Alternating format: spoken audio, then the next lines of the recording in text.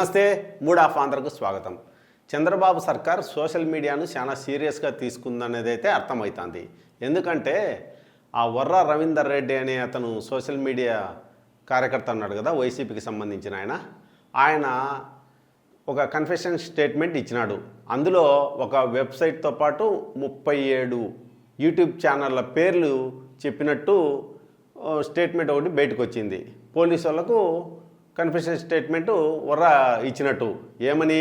తాము కంటెంట్ను పంపితే వీళ్ళంతా చెప్తారంట వైసీపీకి అనుకూలంగా, అట్లనే టీడీపీని జనసేనను విమర్శిస్తా వీళ్ళందరూ వీడియోలు చేస్తారనేది సారాంశం. సరే, దాంట్లో ప్రముఖ ఛానళ్ళు ఉన్నాయి. వైసీపీ కార్యకర్త ఇచ్చిన కన్ఫెషన్ స్టేట్మెంటు ఎందుకు ఇచ్చినాడో ఎట్లా ఉందో అనేది అందరికీ తెలుసు. ప్రభుత్వం అనుకుంటే ఏం చేస్తుందో కూడా ఎవరు తెలియని అమాయకులు ఎవరు లేరు. నేను ఈ సందర్భంగా చంద్రబాబు సర్కార్కు ఒక విజ్ఞప్తి చేస్తాడా. సార్, మీరు వైసీపీ సోషల్ మీడియా అని కాదు, ఓవరాల్గా సోషల్ మీడియాను మీరు ఒక శత్రువుగా చూస్తున్నారు. అది నిజం. ఎందుకంటే మెయిన్ స్ట్రీమ్ మీడియా అంతా మీకు అనుకూలంగా ఉంది. మీరు తప్పు చేస్తే దాన్ని మూసిపెట్టడానికి ఆ మీడియా సిద్ధంగా ఉంది. 10% మంచి చేస్తే 100% హైలైట్ చేస్తా చూపుతుంది.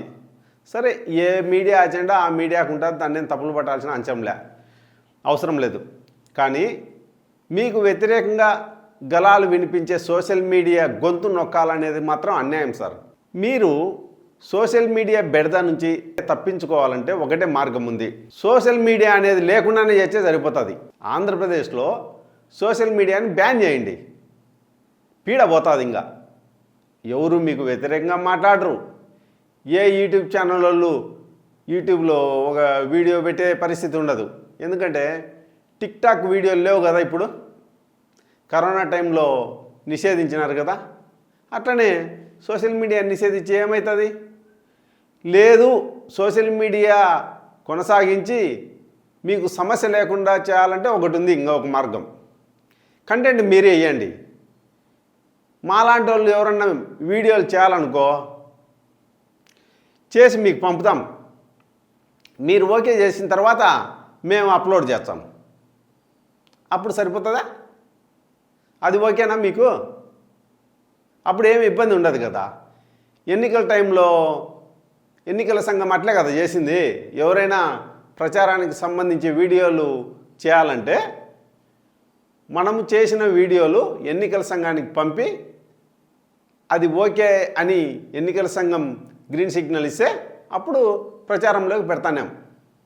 అట్లనే మీరు ఒకటి చేయండి సార్, అది ఒక ఏర్పాటు చేయండి. సమస్య ఏముంది? కొత్త ఒరవడి సృష్టించినట్టు అవుతుంది కదా. మీరు ఇంటర్నెట్ కనుక్కుంది మీరే, కంప్యూటరు ఇవన్నీ ఆద్యులు మీరే కదా. ఇప్పుడు సోషల్ మీడియాలో ఇలాంటి కొత్త ఒరవడి తీసుకొచ్చే మిమ్మల్ని రాబోయే తరాలు గొప్పగా చెప్పుకుంటాయి కదా. చూడండి, కొంచెం ఆలోచించండి సార్. సోషల్ మీడియాను బహిష్కరించడమా, లేదు సోషల్ మీడియాలో ఎవరైనా ఏదైనా వీడియోలు పెట్టాలంటే ప్రభుత్వం అనుమతి తీసుకోవడమా? ఆ 2 మార్గాలు ఉన్నాయి. ఆ 2 మార్గాల్లో ఏ మార్గం మీరు ఎంచుకుంటారో నిర్ణయించుకోండి. ఈ కేసులు, ఈ పాడు పద్దేసి వాడిట చెప్పినాడు, వీళ్ళ మీద చెప్పినాడు, వాళ్ళ మీద చెప్పినాడు, ఎందుకు సార్ ఈ పంచాయతీలన్నీ లేనిపోనేటి? వర్ర రవీందర్కి ఏం తెలుసు సారు? 38 ఛానళ్ళ పేర్లు చెప్పినాడంటే మాకే తెలియదు. సోషల్ మీడియాలో ఉన్న వాళ్లకు అన్ని ఛానళ్ళు ఉన్నాయని కూడా అతను ఎట్లా చెప్తాడు సార్? మినిమం కామన్ సెన్స్ కదా, అందరికీ తెలుస్తుంది కదా. ఎవరు చెప్తే ఎవరు రాసుకున్నారు అదని. ఎందుకు ఇవన్నీ అనవసరం. దయచేసి మీరు నా విన్నపాన్ని పరిగణలోకి తీసుకొని ఆ పని చేయండి, సుఖం పీడ పోతుంది.